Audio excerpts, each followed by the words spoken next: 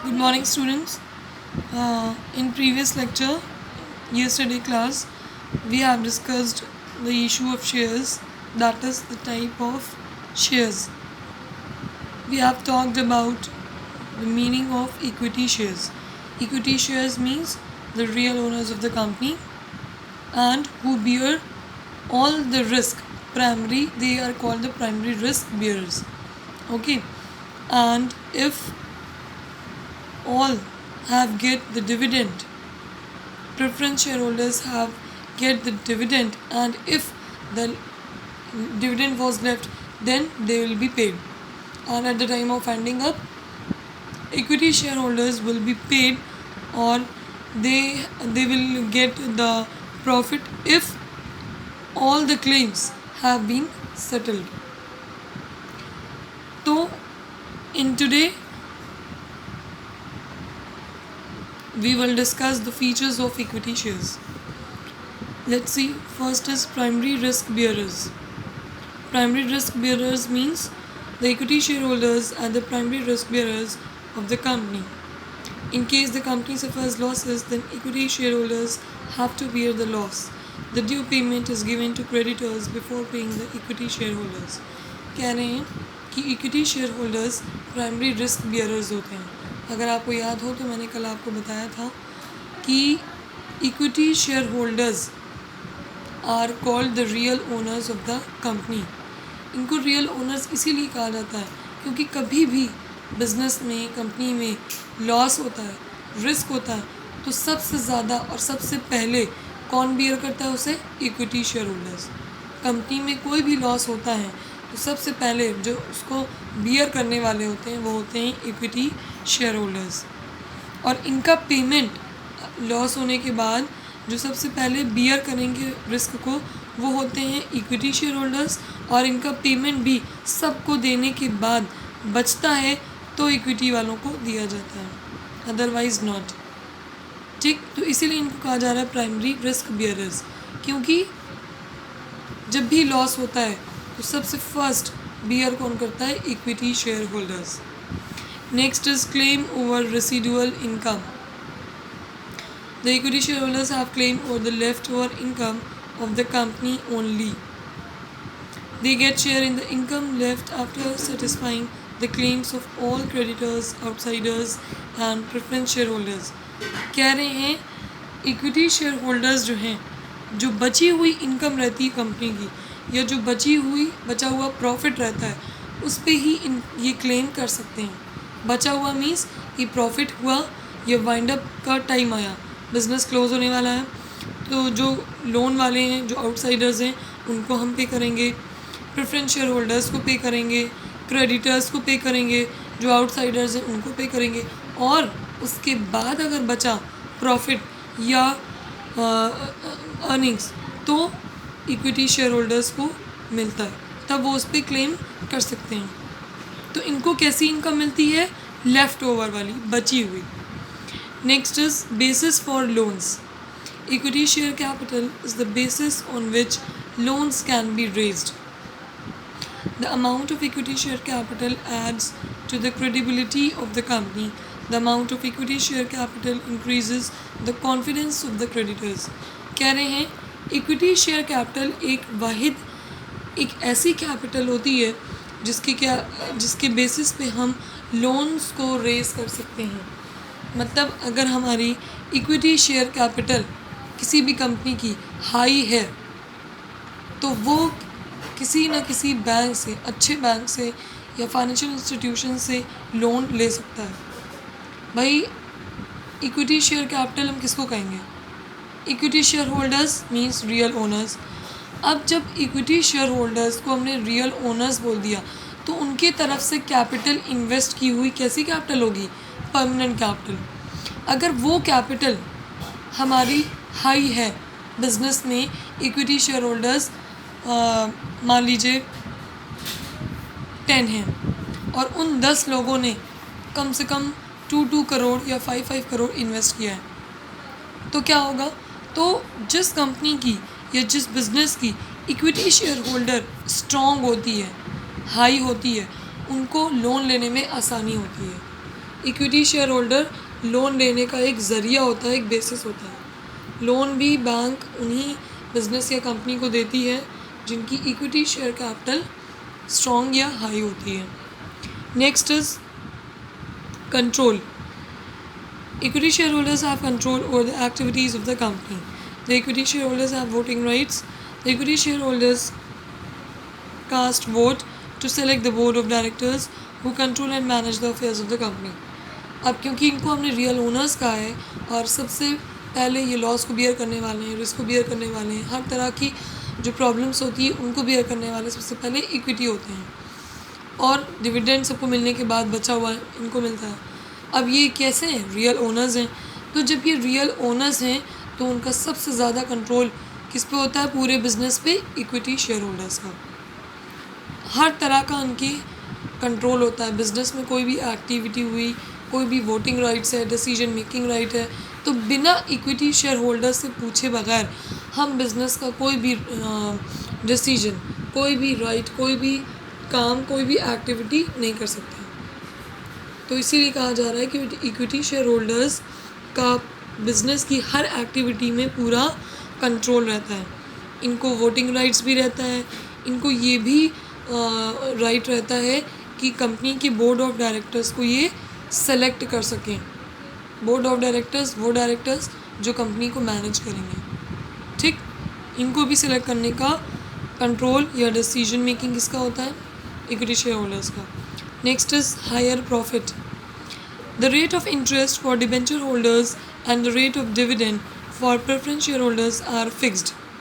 At the time of profit, the debenture holders and preference shareholders get fixed income only, but equity shareholders enjoy higher profit. कह रहे हैं कि जो debenture holders होते हैं, जो क्रेडिटर्स हैं कंपनी के, उनका जो इंटरेस्ट होता है, याद रखिएगा डिबेंचर होल्डर को इंटरेस्ट मिलता है और शेयर होल्डर्स को डिविडेंड मिलता है। जब आप शेयर्स और डिबेंचर के बीच में डिफरेंस देखेंगे, हमने आपको पहले भी पढ़ाया हुआ है, तो शेयर होल्डर्स को क्या मिलता है? डिविडेंड। डिबेंचर होल्डर को क्या मिलता है? इंटरेस्ट।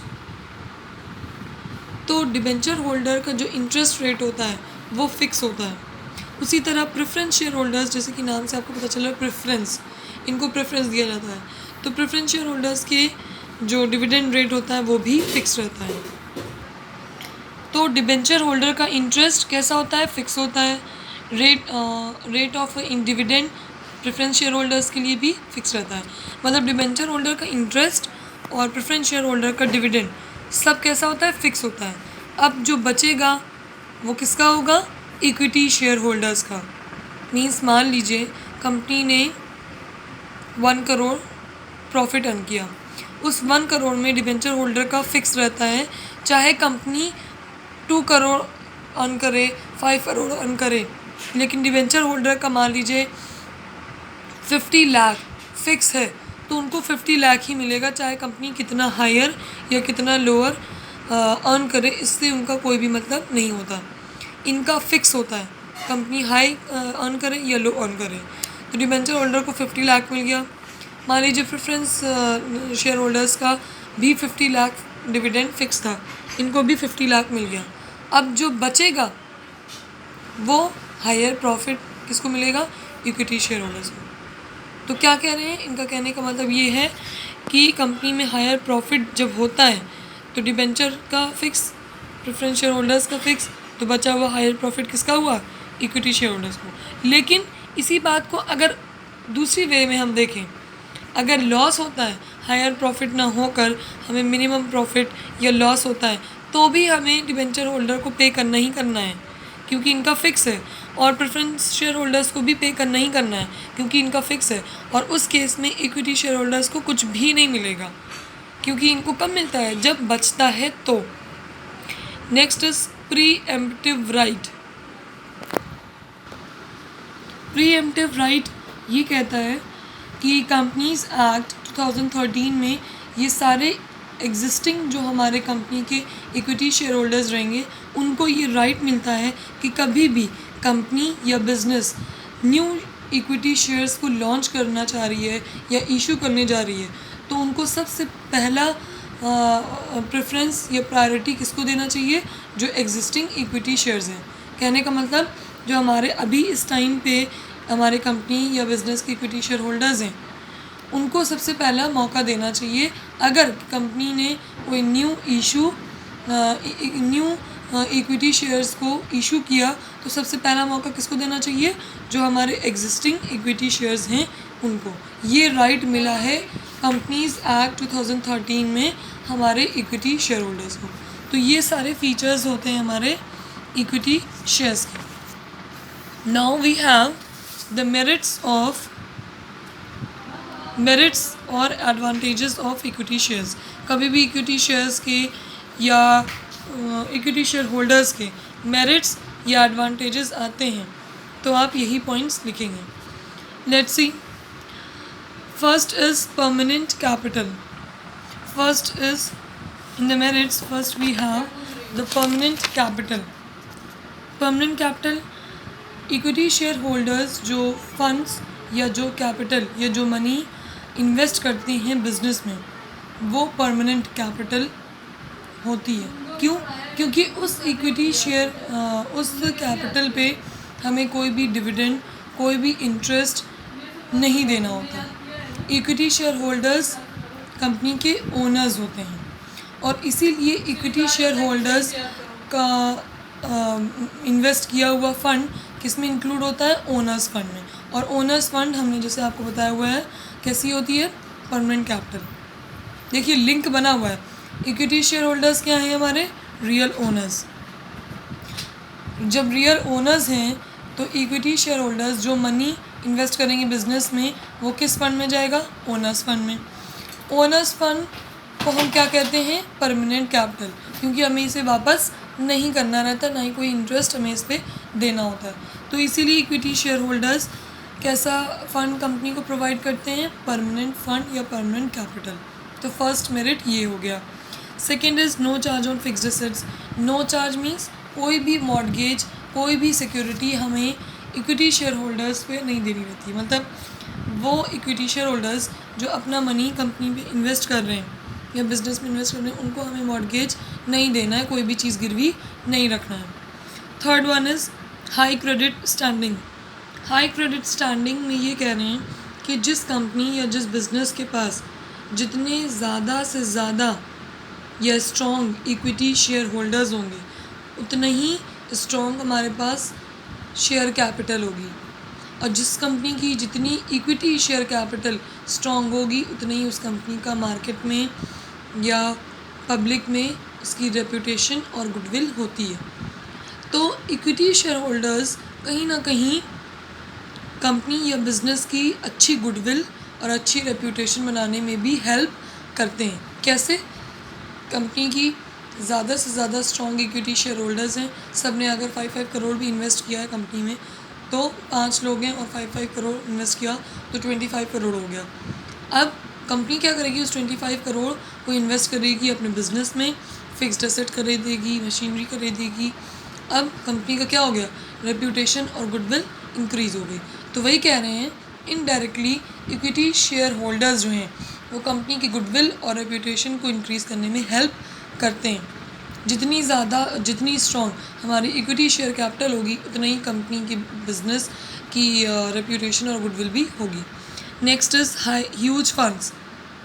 अभी हमने आपको बताया कि कंपनी की इक्विटी शेयर होल्डर स्ट्रॉन्ग होती है तो कंपनी की गुडविल और रेप्यूटेशन भी अच्छी होती है, और जिस कंपनी और जिस बिज़नेस की रेप्यूटेशन और गुडविल अच्छी होती है उसको कोई भी बैंक लोन देने से मना नहीं करता। और अभी हमने प्रीवियस पॉइंट में अभी आपको बताया भी कि फीचर्स में हमने आपको बताया कि जिस कंपनी की इक्विटी शेयर कैपिटल स्ट्रॉन्ग होती है या ह्यूज होती है तो उनको बैंक्स ईज़िली लोन प्रोवाइड करते हैं, लेकिन विद इंटरेस्ट। ओके, तो इक्विटी शेयर होल्डर्स कहीं ना कहीं हमें लोन प्रोवाइड करने में भी हेल्प करते हैं, हमारी अच्छी गुडविल और रेप्यूटेशन बनाने में भी हेल्प करते हैं। तो ये थे हमारे मेरिट्स या एडवांटेजेस ऑफ इक्विटी शेयर्स। इसके अलावा भी अगर कहीं आपको पॉइंट आपके दिमाग में कहीं आता है या आपके बुक में कहीं कोई दूसरा पॉइंट मिलता है तो उसको भी आप इंक्लूड कर सकते हैं। नेक्स्ट इज़ डीमेरिट्स या जिसको हम डिसएडवांटेजेस कहते हैं वो है इक्विटी शेयर्स के डीमेरिट्स या डिसएडवांटेजेस। देखिए एक बात बता दें, किसी भी चीज़ का मेरिट या डीमेरिट उसके आप फीचर्स से निकाल सकते हैं। अगर उस पर्टिकुलर टॉपिक के बारे में आपको फीचर्स उसके पते हैं, उसी में से आप मेरिट्स भी निकाल लेंगे, उसी में से डीमेरिट्स भी। अभी अगर आप ध्यान दें तो फीचर में हमने आपको बहुत सारे ऐसे पॉइंट बताए जो आप डीमेरिट्स में इंक्लूड कर सकते हैं और मेरिट में भी इंक्लूड हो सकता है। जैसे हमने बताया था आपको प्राइमरी रिस्क बियरर्स, तो सबसे पहले इक्विटी शेयर होल्डर्स ऐसे होते हैं जिनको लॉस और रिस्क बियर करना होता है, तो ये पॉइंट किस में जाएगा? डीमेरिट में। क्लेम और रेसिडुअल इनकम मतलब बची हुई इनकम या बचे हुए प्रॉफिट पे ही इनका क्लेम हो सकता है, तो कहने का मतलब इक्विटी शेयर होल्डर को बचा हुआ ही हिस्सा मिलता है। ये पॉइंट भी आप किस में लिख सकते हैं? डीमेरिट में। बेसिस फॉर लोन्स, अब ये आपका पॉइंट किस में हो जाएगा? ये मेरिट में होगा कि लोन का एक हमारा क्या होता है? बेसिस होता है। इक्विटी शेयर कैपिटल जितनी हाई होगी उतनी कंपनी की रेपुटेशन और गुडविल होगी, और जितनी अच्छी रेपुटेशन और गुडविल होगी कोई भी बैंक उसे आसानी से लोन प्रोवाइड कर सकता है। तो ये पॉइंट आपको क्या हो गया? मेरिट का हो गया। कंट्रोल, इक्विटी शेयर होल्डर्स का अपना पूरे बिजनेस एक्टिविटी पे क्या होता है? कंट्रोल होता है। ये पॉइंट किस में जाएगा आपका? Merit. Higher profit, higher profit मतलब कभी कंपनी ने हायर प्रॉफिट अर्न किया तो डिबेंचर होल्डर का interest fix, preference share holders का डिविडेंड फिक्स, तो बचा हुआ जो मेन हायर प्रॉफिट है वो किधर जाएगा? इक्विटी शेयर होल्डर्स, लेकिन सिर्फ उसी केस में जब कंपनी ने हायर प्रॉफिट अर्न किया हो तो इस पॉइंट को आप मेरिट में भी लिख सकते हैं और डीमेरिट में भी लिख सकते हैं। मेरिट में ये लिखेंगे कि कंपनी हायर प्रॉफिट अर्न करेगा तो इक्विटी शेयर होल्डर्स इंजॉय करेंगे हायर प्रॉफिट, लेकिन अगर कभी लॉस हुआ तो इक्विटी शेयर होल्डर्स को कुछ भी नहीं मिलता। प्रीएम्प्टिव राइट, ये आपका किस में जाएगा? मेरिट में। ये सारे इक्विटी शेयर होल्डर्स को ये राइट मिलता है कि जो एग्जिस्टिंग इक्विटी शेयर होल्डर्स हैं, कभी भी न्यू इशू हुए हमारे इक्विटी शेयर्स, तो सबसे पहले हमारे एग्जिस्टिंग शेयर होल्डर्स जो होते हैं उनको हमें मौका दिया जाता है। तो ये पॉइंट किस में लिख सकते हैं आप? मेरिट में। तो हम यही कह रहे हैं कि किसी भी टॉपिक को अगर आपने फीचर्स अच्छे से पढ़े हुए हैं तो उसी में से आप मेरिट और डीमेरिट दोनों निकाल सकते हैं। Okay, let's see what are the merits, demerits. Sorry, first is risk of fluctuating return. Risk of fluctuating return means ये जो हमारा रिटर्न मिलता है इक्विटी शेयर होल्डर्स को, जो रिटर्न मिलता है वो फ्लक्चुएट होता है, फिक्स नहीं होता है। डिबेंचर होल्डर की तरह या प्रेफरेंस शेयर होल्डर्स की तरह इनका इंटरेस्ट या इनका डिविडेंड फिक्स नहीं होता है, जितना बचा उतना मिल गया। तो इनका जो रिटर्न होता है वो फ्लक्चुएट करता है। देखिए इसमें लिखा भी हुआ है, equity shareholders sink and swim with the company at the time of adversity. Equity shareholders have to suffer loss and get no return और वेरी लो रिटर्न। जब भी कभी भी लॉस होता है या रिस्क होता है तो इक्विटी शेयर होल्डर्स को कुछ भी नहीं मिलता, जबकि प्रेफरेंस और डिबेंचर होल्डर का फिक्स होता है तो उनको लॉस होने पर भी दिया जाता है। Next is inflexibility. Inflexibility means can not be return. एक बार जो हमने इक्विटी शेयर होल्डर ने अपनी कैपिटल लगा दी वो कैसी होती है? परमानेंट होती है, वो रिटर्न नहीं हो सकती। ये है हमारी डीमेरिट। लीगल फॉर्मेलिटीज़, बहुत सारी इक्विटी शेयर होल्डर्स को बहुत सारी लीगल फॉर्मेलिटीज़ पेपर वर्क को कंप्लीट करना होता है, उसके बाद ही वो कंपनी के इक्विटी शेयर होल्डर्स में इंक्लूड किए जा सकते हैं। तो ये हो गया डीमेरिट का point. Issue depends on market conditions. Issue depends on market conditions में ये कह रहा है कि इक्विटी शेयर कैपिटल या इक्विटी शेयर्स जो इशू होते हैं वो मार्केट कंडीशन के अकॉर्डिंग इशू होते हैं। कहने का मतलब अगर मार्केट की कंडीशन बहुत अच्छी है, जैसे इस टाइम अगर मार्केट की कंडीशन देखी जाए तो कैसा पीरियड चल रहा है? रिसेशन का, मंदी चल रही है। तो ऐसे टाइम पे कोई भी बिजनेस या कोई भी कंपनी इक्विटी शेयर को इशू नहीं करती है।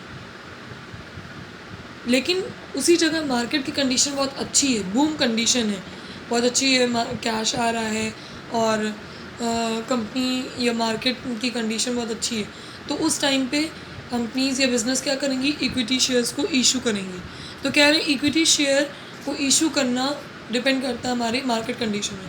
अगर मार्केट कंडीशन अच्छी है तो ही इशू होगा, अगर रिसेशन का पीरियड है तो इशू नहीं किया जाता।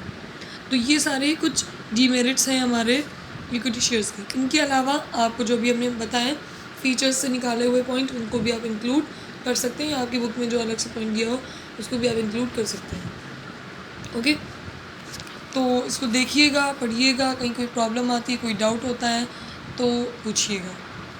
Next we have the preference shares, means the meaning of preference shares.